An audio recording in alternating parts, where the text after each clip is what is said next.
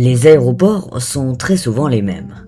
Ils ont des aires d'attente ou plus simplement des terminaux, des pistes de décollage, des tours de contrôle et de nombreux autres bâtiments classiques qu'on retrouve dans tous les aéroports. Sauf que malgré le fait que nous avons l'impression que tous les aéroports sont les mêmes, ce n'est pas le cas. Certains aéroports sont considérés comme des prouesses d'ingénierie, grâce à leur configuration très spéciale. Et d'autres sont justement critiqués pour leur mauvaise configuration. Vous allez donc découvrir les différents types de formations d'aéroports et quelle est la meilleure. Premièrement, la configuration linéaire standard est de loin la plus employée par les aéroports. Le terminal est tout simplement en longueur pour accueillir les avions. Néanmoins, cette configuration montre souvent ses limites dans les grands aéroports. C'est le cas de l'aéroport de Londres. À l'époque, le terminal 3 montrait largement ses limites d'accueil d'avions, donc les Anglais ont construit 2 jetées pour augmenter les capacités du terminal. Cela transforme donc le terminal, mais aussi la configuration. On n'est plus dans du linéaire, mais dans une configuration en DARS. Une configuration également très répandue et qui consiste en la fabrication de plusieurs jetées.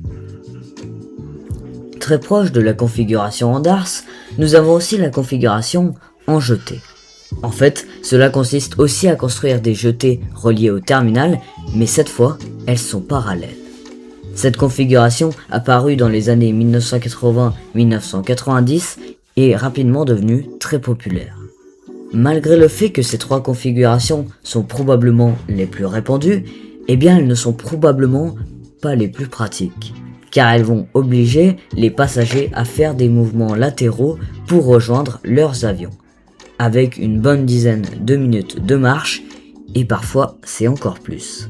C'est très clairement le cas dans de nombreux aéroports, tels que celui de Bruxelles en Belgique ou celui de Francfort aux États-Unis. Un peu moins utilisé, il y a la configuration satellite. Une configuration très simple, qui consiste à la création d'une aérogare qui est en quelque sorte détachée du terminal, mais pas vraiment. En fait, l'aérogare est très souvent rattachée au terminal avec un tunnel ou un hall en commun.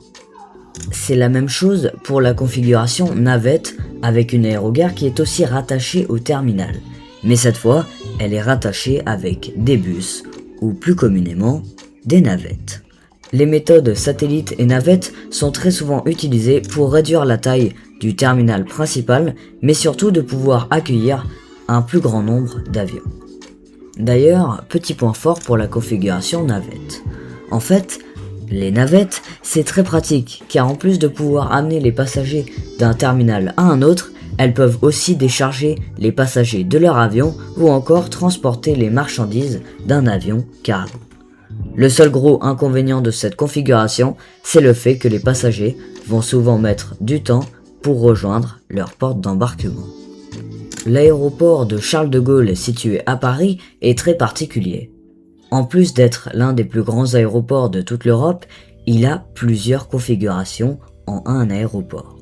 En effet, le terminal 1 et le terminal 2 sont configurés en satellite. Le terminal 2E est configuré en DARS et le terminal 2F est configuré en linéaire. Ce n'est pas pour rien que l'aéroport de Charles de Gaulle est l'un des plus appréciés en Europe, tout autant pour son confort que pour ses infrastructures très pratiques, en plus du fait que l'on ne marche pas longtemps pour atteindre son avion. En Arabie Saoudite, on a l'aéroport de King Fahd, l'un des aéroports les plus grands du monde, qui a pourtant la configuration la plus classique. Et oui, je parle bien de la configuration linéaire. Bon, cet aéroport, il n'est pas très intéressant, mais il y en a un autre en Chine qui attire beaucoup plus l'œil. En effet, l'aéroport international de la capitale chinoise Pékin est l'un des plus impressionnants et grands du monde entier. Mais c'est surtout sa configuration qui attire l'œil. L'aéroport de Pékin a une configuration satellite qui lui donne une forme d'araignée. On a aussi l'aéroport d'Atlanta, l'un des plus fréquentés dans le monde, avec ses 100 millions de passagers par an. Cet aéroport utilise lui la configuration Andars avec plus de 7 jetées reliées par des tunnels souterrains. Alors oui, ce n'est pas une configuration satellite car c'est seulement des jetées qui sont parallèles. Mais alors, quelle est la meilleure configuration parmi les 5 que nous avons analysées? Premièrement, nous pouvons facilement éliminer la configuration linéaire, qui présente plusieurs défauts. La configuration en jetée est aussi peu pratique. Les configurations les plus pratiques sont probablement la navette, que l'on peut considérer comme faisant une avec la configuration satellite, et évidemment la formation en DARS. Aujourd'hui, c'est sans aucun doute la configuration satellite qui est la plus populaire au sein des différents aéroports à travers le monde. Nous avons donc vu, dans ce très court documentaire, les différentes configurations des aéroports. J'espère bien évidemment que ce documentaire vous a plu. N'hésitez pas à me dire votre configuration favorite dans les commentaires. On se retrouve dans quelques semaines pour un documentaire d'accidents aériens. Je vous souhaite une bien bonne journée.